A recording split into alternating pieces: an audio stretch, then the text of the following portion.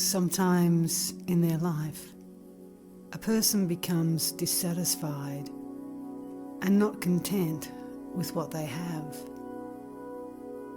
They seek the satisfaction of their desires through prayer to God. Their mind is gradually purified until they long to know God,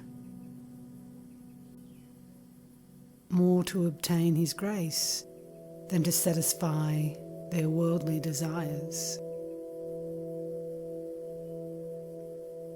Then God's grace begins to manifest. God takes the form of a guru and appears to the devotee, teaches them the truth, and moreover, purifies their mind by association. The devotee's mind gains strength and is then able to turn inward. By meditation, it is further purified and it remains still without the least ripple. That calm expanse is the self.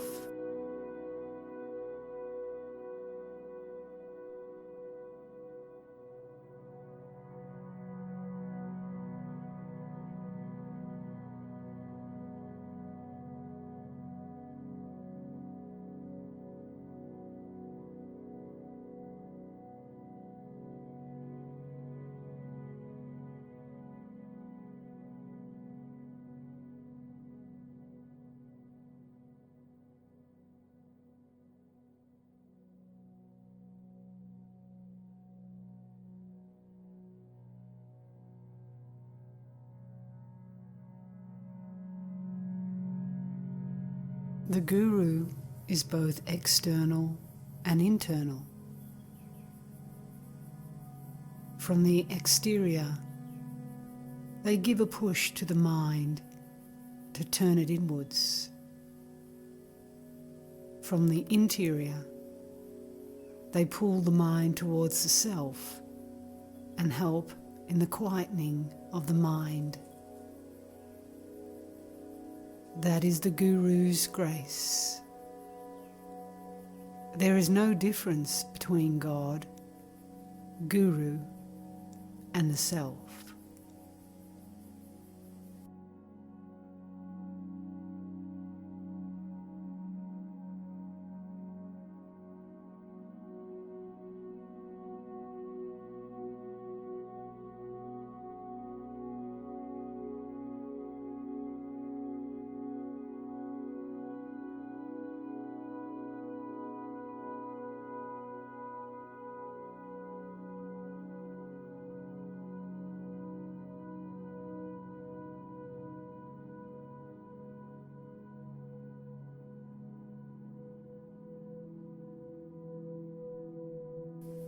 The Master is within.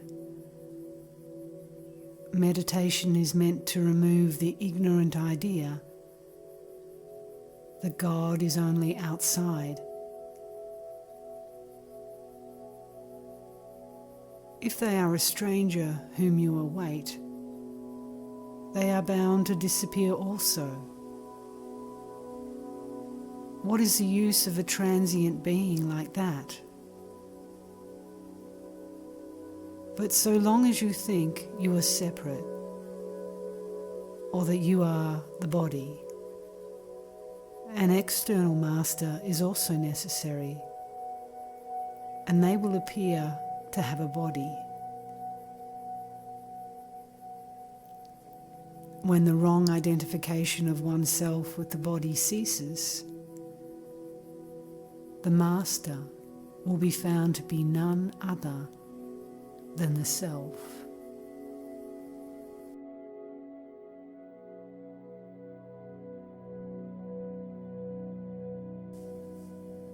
Because you think you are a body, you think the Guru also has a body. and that they will do something tangible to you. Their work lies within, in the spiritual realm.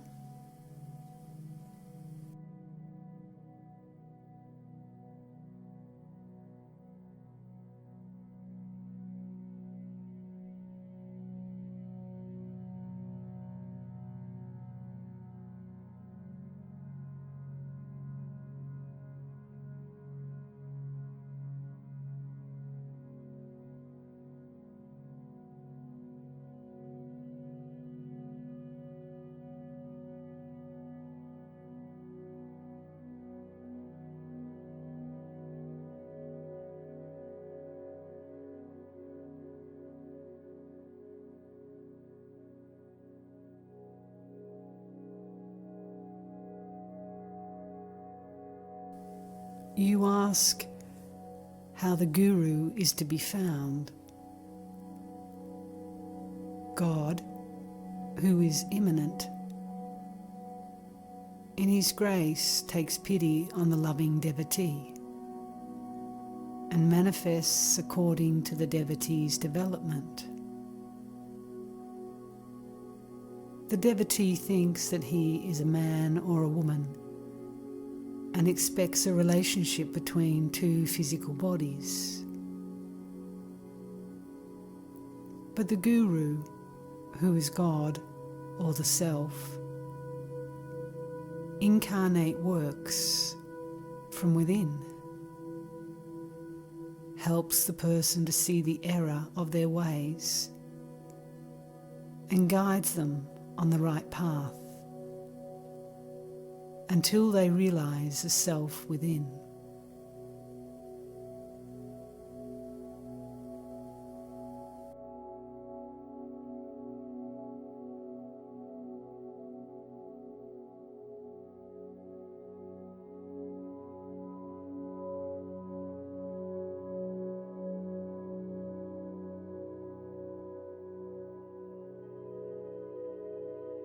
The mark of a real teacher or Sadguru is steady abidance in the self, looking at all with an equal eye, unshakable courage at all times, in all places and circumstances.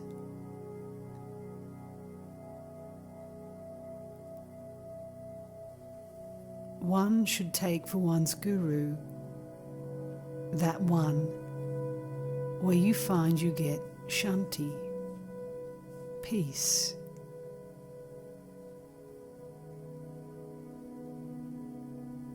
But one who instructs an ardent seeker to do this or that is not a true master.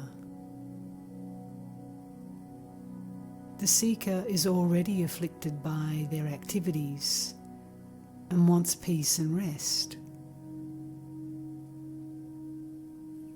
In other words, one wants cessation of their activities. If a teacher tells them to do something in addition to or in place of their other activities, can that be a help to the seeker?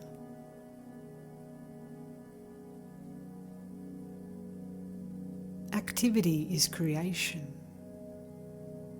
Activity is the destruction of one's inherent happiness.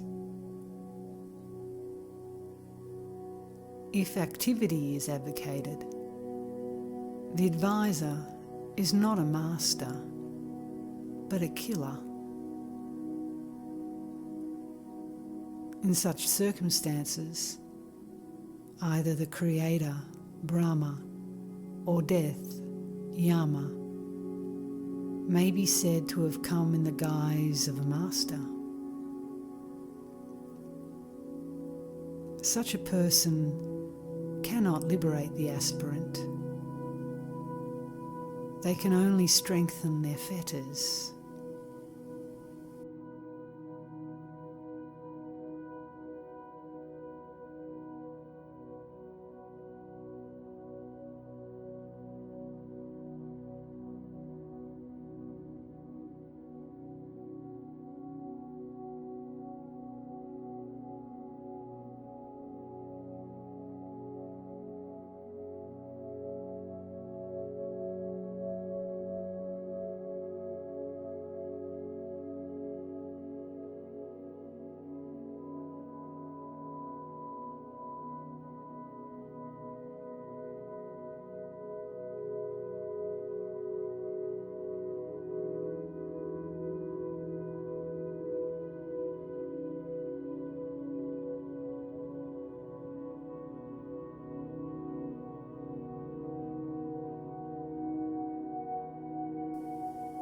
one can find their own guru by intense meditation. Although in absolute truth, the state of the guru is that of oneself, the self. It is very hard for the self, which has become the individual, jiva, through ignorance, to realize its true state or nature without the grace of the guru.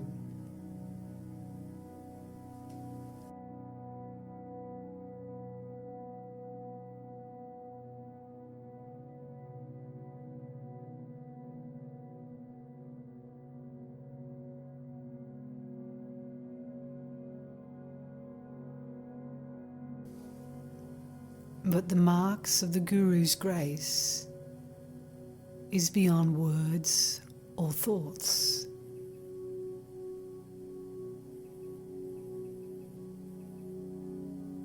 It is like the elephant which wakes up on seeing a lion in its dream. Even as the elephant wakes up at the mere sight of the lion, so too is it certain that the disciple wakes up from the sleep of ignorance into the wakefulness of true knowledge through the Guru's benevolent look of grace.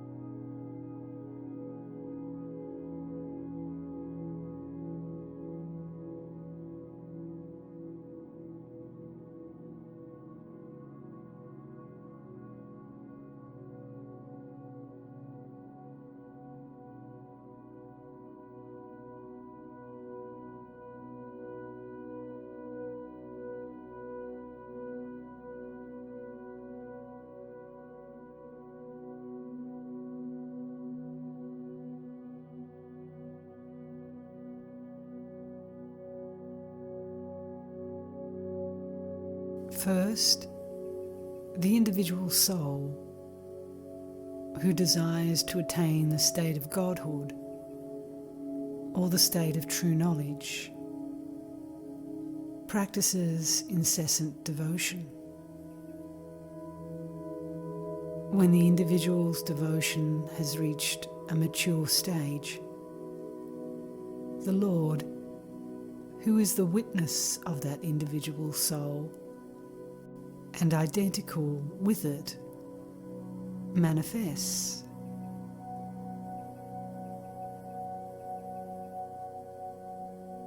They appear in human form with the help of Sat Chit Ananda, their three natural features, and form and name, which they also graciously assume.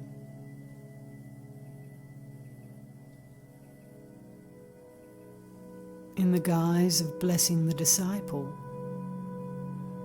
they absorb them in themselves.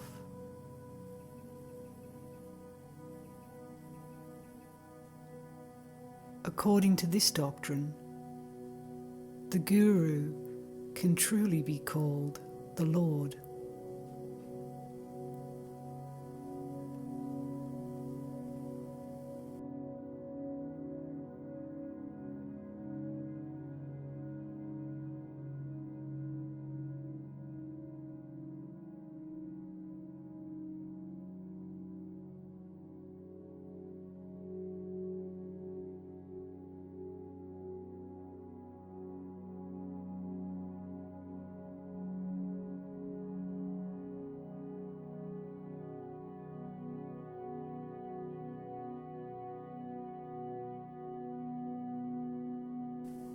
You ask how some great persons attain knowledge without a guru. To a few mature persons, the Lord shines as the formless light of knowledge, and imparts awareness of the truth.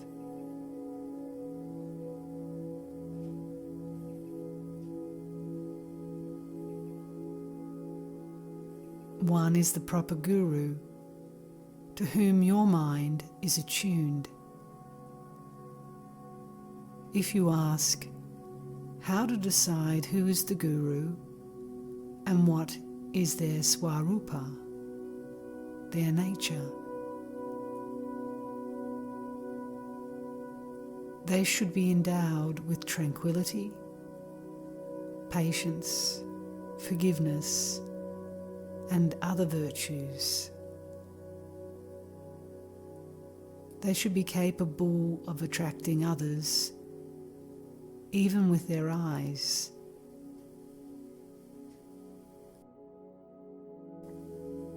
Just as a magnet attracts iron,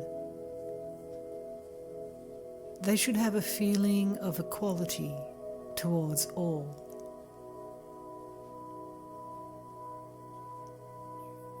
One who has these virtues is the true guru. But if one wants to know the nature of the guru, one must know one's own nature first. How can one know the real nature of the guru if one does not know one's own real nature first? If you want to perceive the real nature or form of the guru, you must first learn to look upon the whole universe as the form of the guru. One must see the guru in all living beings. It is the same with God.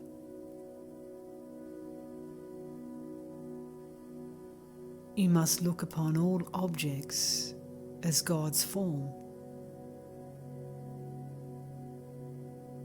How can one who does not know their own self perceive the real form of God or the real form of the Guru? How can they determine them? Therefore, first of all, know your own real form and nature.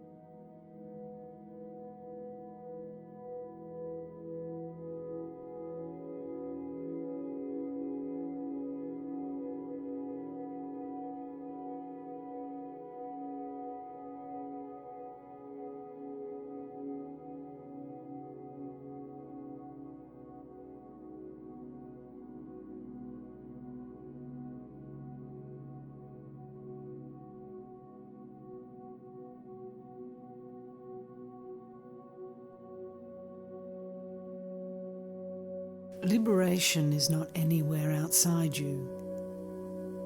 It is only within.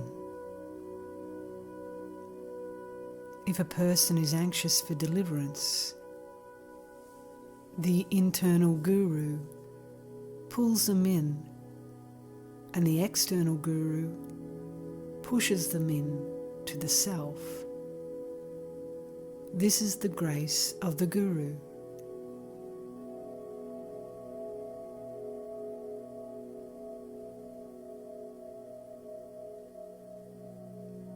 And I have never said that there is no need for a guru.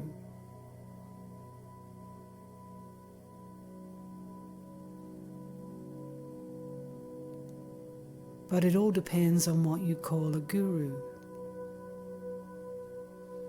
They need not be in a human form.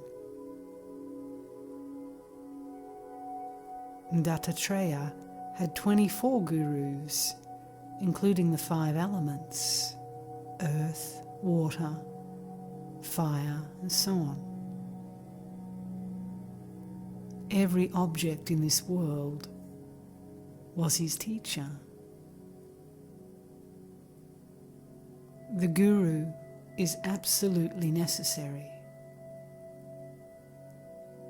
The Upanishads say that none but a guru can take a person out of the jungle of intellect and sense perceptions. So there must be a guru.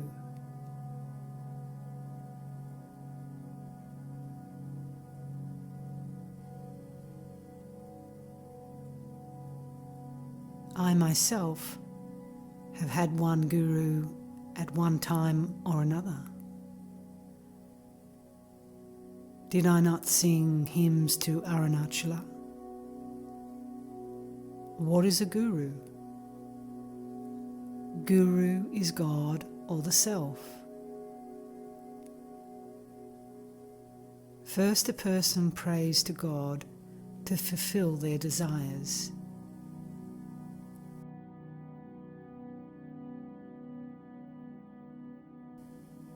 But a time comes when they will no more pray for the fulfillment of material desires, but for God alone.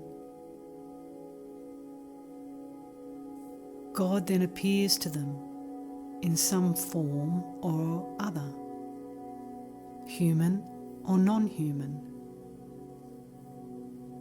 to guide them to themselves in answer to their prayer and according to their needs.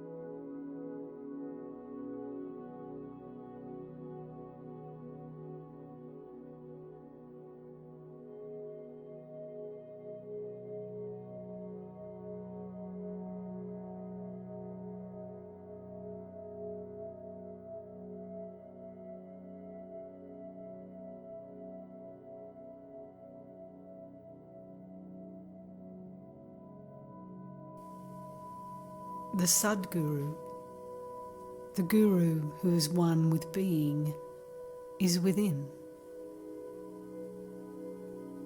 Surrender and you will find it. That visible Guru says that they are within.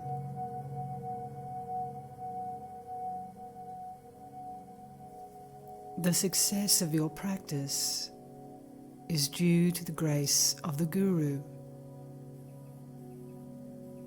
The fruits are the result of the practice and follow it automatically.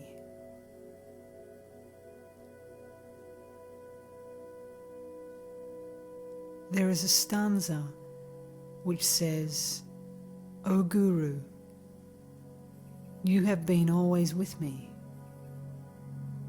watching me through several reincarnations and ordaining my course until I was liberated."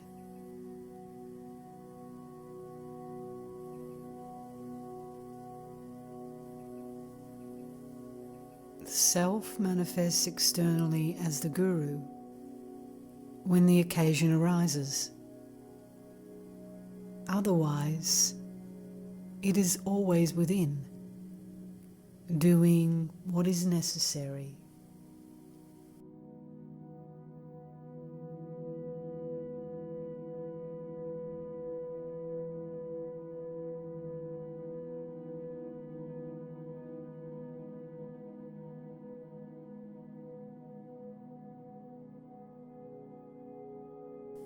But the Guru does not bring about self-realization. They simply remove the obstacles to it. The Self is always realized.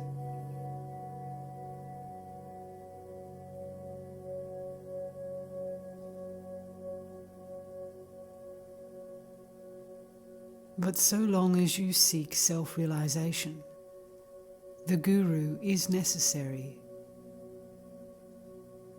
Guru is the Self.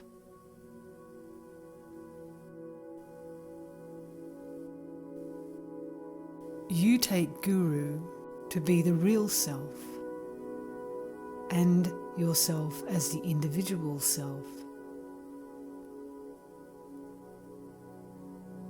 The disappearance of this sense of duality is the removal of ignorance.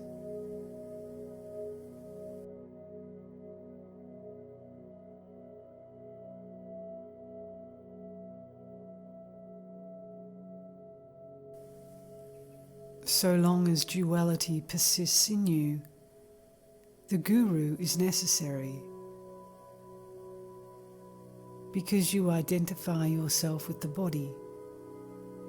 You think that the Guru is also a body. You are not the body, nor is the Guru. You are the Self, and so is the Guru. This knowledge is gained by what you call self-realization.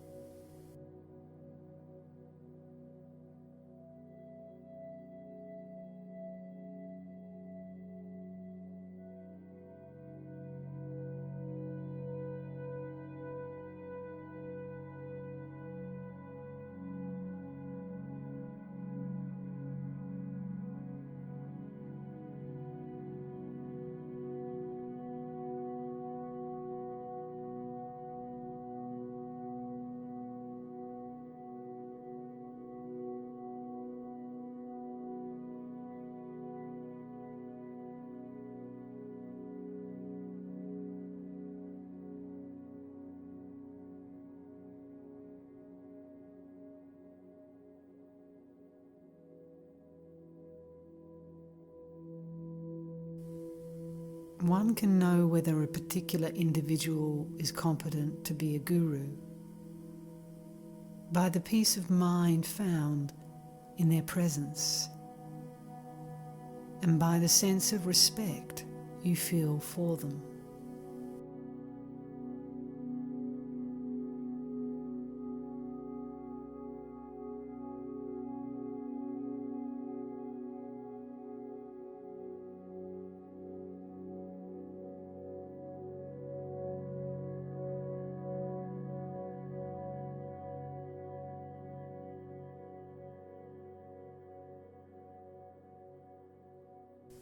One who bestows the supreme knowledge of self upon the soul by making it face towards self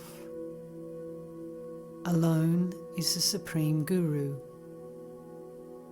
who is praised by sages as the form of God, who is self. Cling to them. By approaching the Guru and serving them faithfully, one should learn through their grace the causes of one's birth and one's suffering.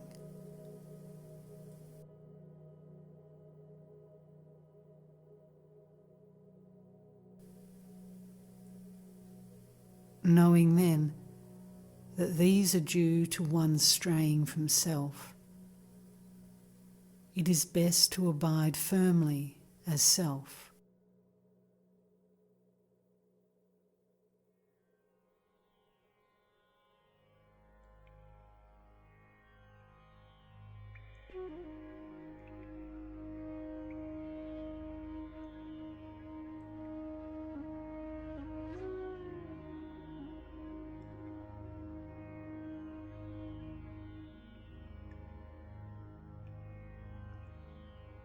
Although those who have embraced and are steadfastly following the path to salvation may at times happen to swerve from the Vedic path, either due to forgetfulness or due to some other reasons, know that they should not at any time go against the words of the Guru.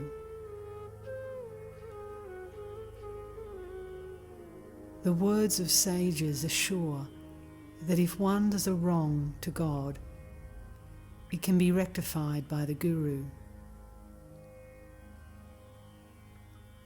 but that a wrong done to the Guru cannot be rectified even by God.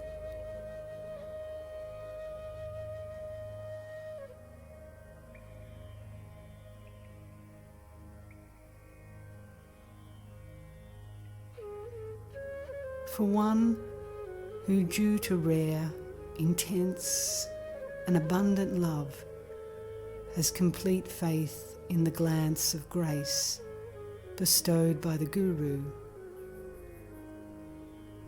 there will be no suffering, and they will live in this world like Indra, the king of the gods.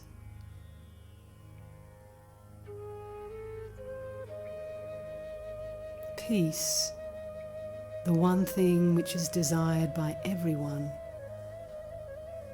cannot be attained in any way by anyone, at any time or in any place, unless stillness of mind is obtained through the grace of the Sadguru. Therefore, always seek that grace with a one-pointed mind.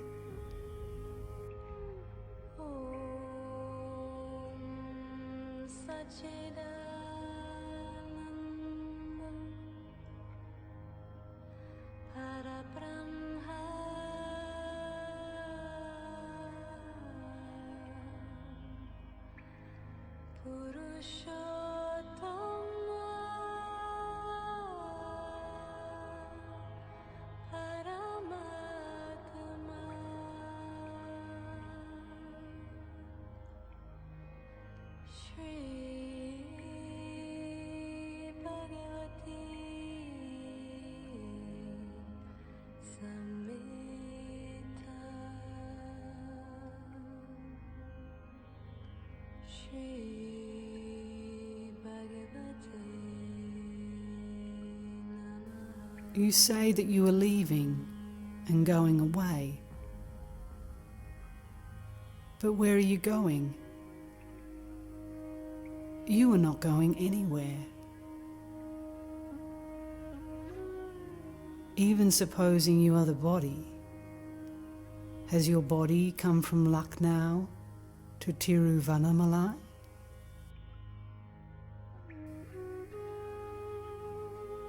You simply sat in the car and one conveyance or another moved. And finally, you say that you have come here. But the fact is that you are not the body. The self does not move. The world moves in it.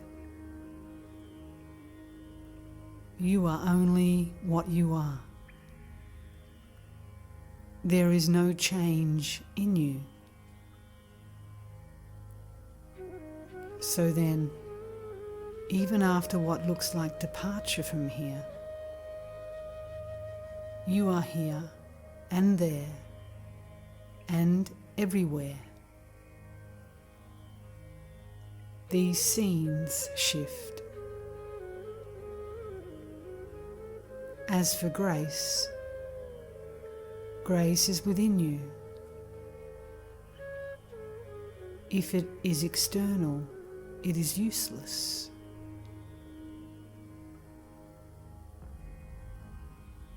Grace is the self, and you are never out of its operation. Grace is always there.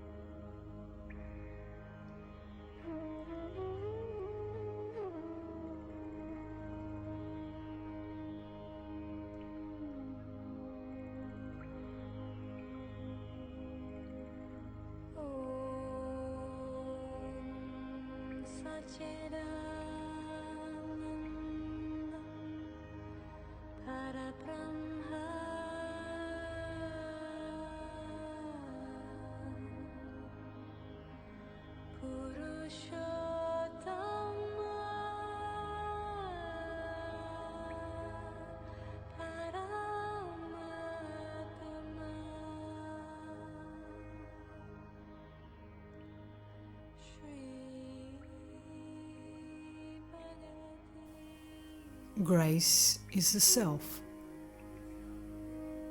I have already said, if you remember Bhagawan, you are prompted to do so by the self. Is not grace already there? Is there a moment when grace is not operating in you?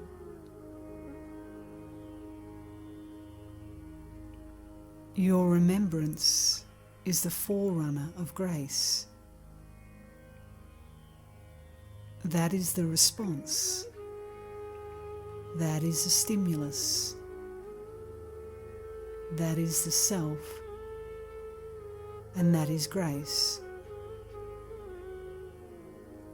There is no cause for anxiety.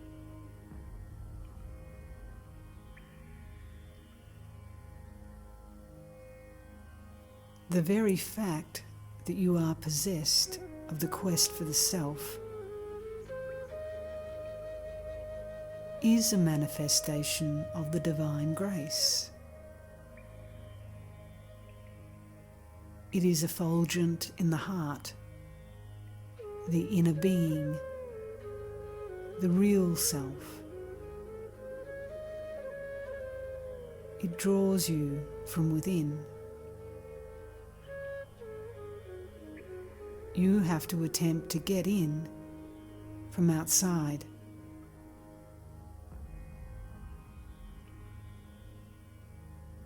Your attempt is the earnest quest. The deep inner movement is grace. That is why I say there is no real quest without grace. Nor is there grace active for one who does not seek the self. Both are necessary.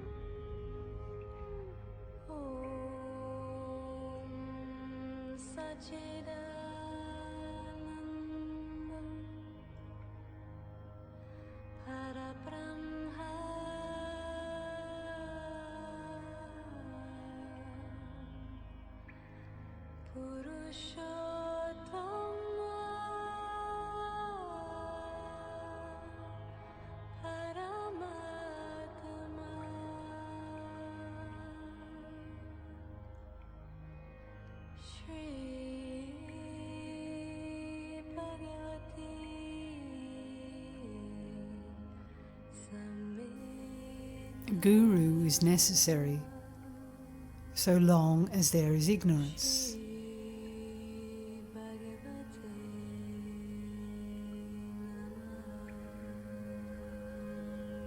Ignorance is due to the self-imposed but wrong limitation of the self.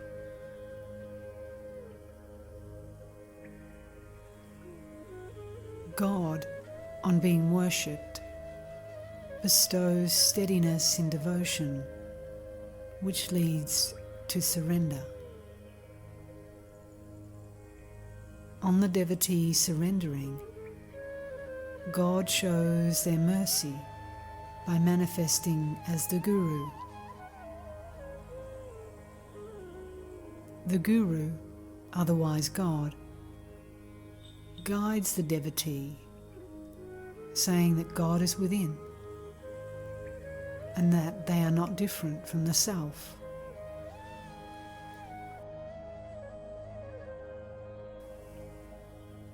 This leads to introversion of the mind and finally to realization.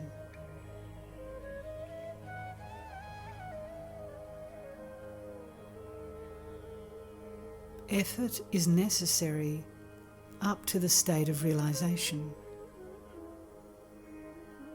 Even then, the self should spontaneously become evident.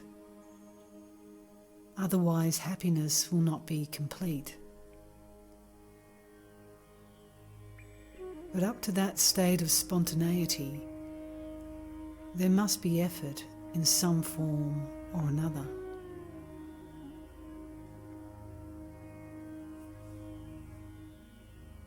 But there is a state beyond our efforts, or effortlessness.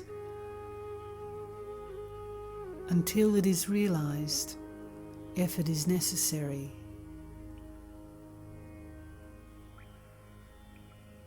After tasting such bliss, even once, one will repeatedly try to regain it.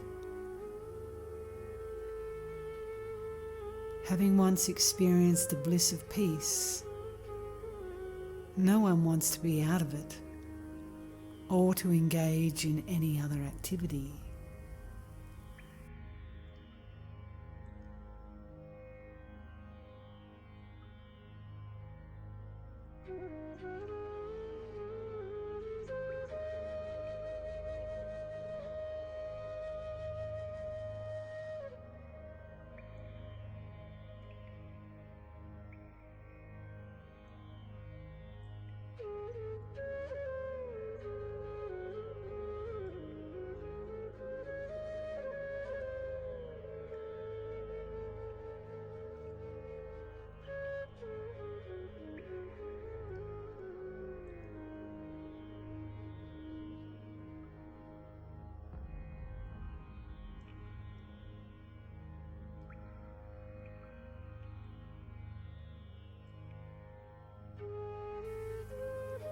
Divine grace is essential for realization.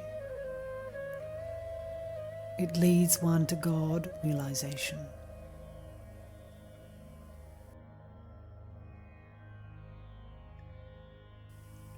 But such grace is vouchsafed only to them who is a true devotee or a yogi.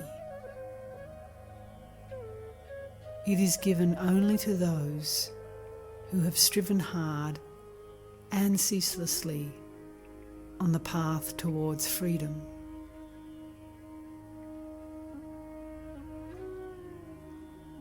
Distance can have no effect upon grace. Time and space are within us. You are always in yourself. Time and space cannot affect it.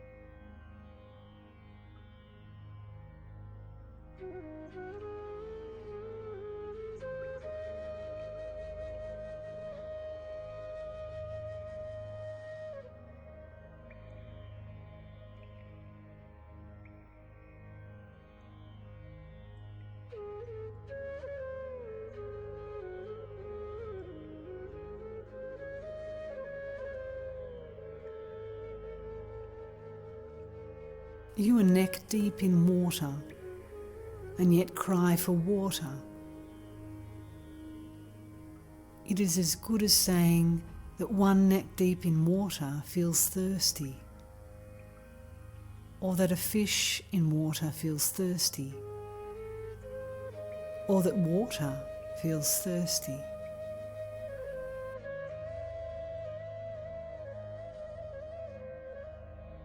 Grace is always there. Grace is always there.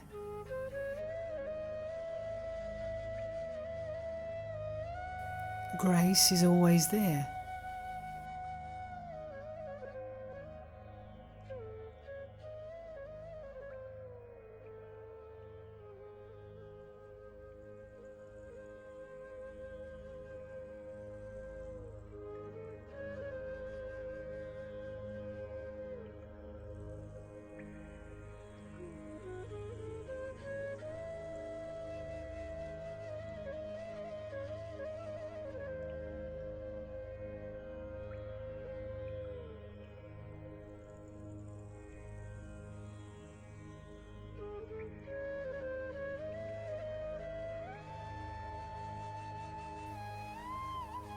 Dispassion cannot be acquired, nor realization of the truth, nor inherence in the self, in the absence of Guru's grace. But practice is also necessary. Staying in the self by one's efforts is like training a roguish bull confined to their stall by tempting him with luscious grass and preventing him from straying.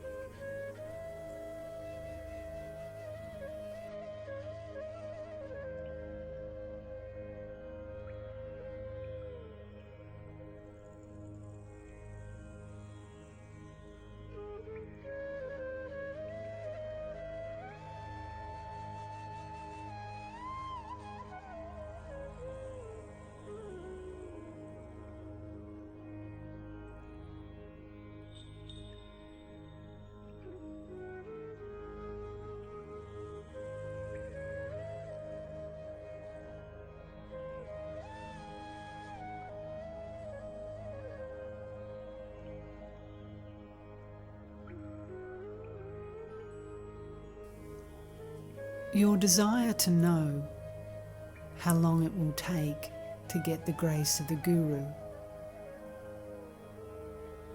is an obstacle in itself. The self is ever there. There is nothing without it. Be the self, and the desires and doubts will disappear.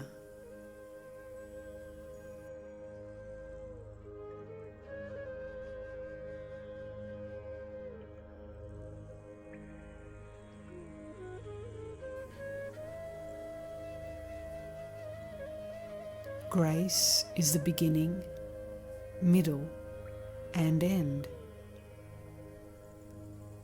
Grace is the self.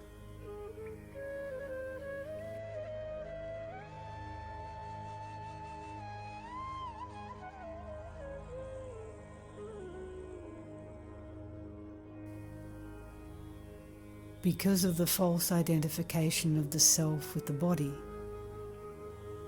the Guru is considered to be a body.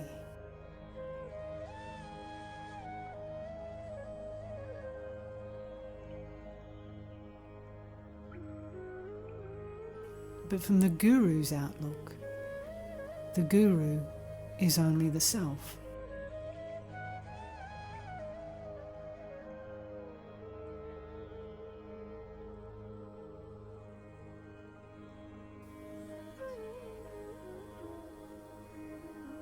The self is one only,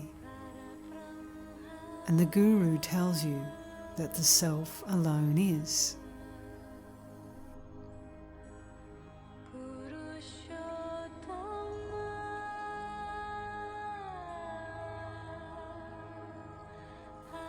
Is not then the self your Guru?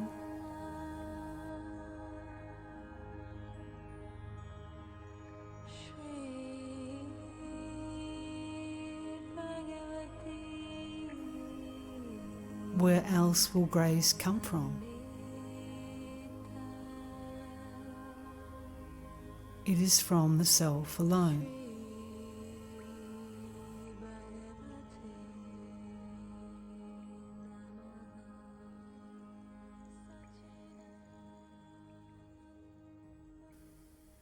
manifestation of the self is a manifestation of grace, and vice versa.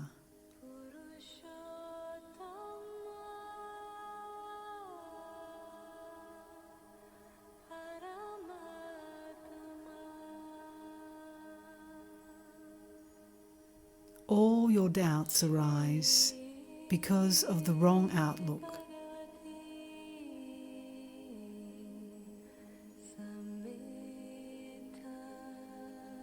And consequent expectation of things external to oneself.